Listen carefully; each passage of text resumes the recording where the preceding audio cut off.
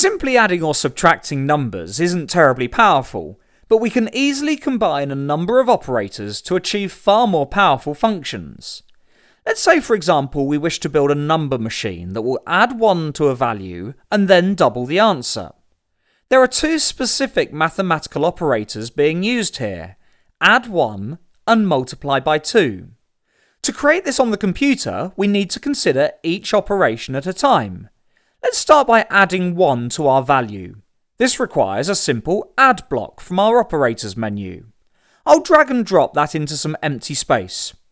We can now put a starting number in, let's say 2, and then add 1 to this value. We now need to consider what the result will be when this code runs.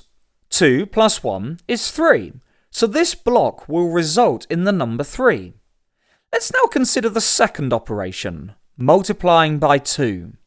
Well, this requires the multiply block, so I'll drag and drop that into some empty space. I can easily fill in the second value, which is 2.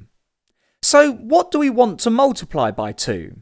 Well, that's the result of the first block of code, so we can drag and drop that whole block into the first space.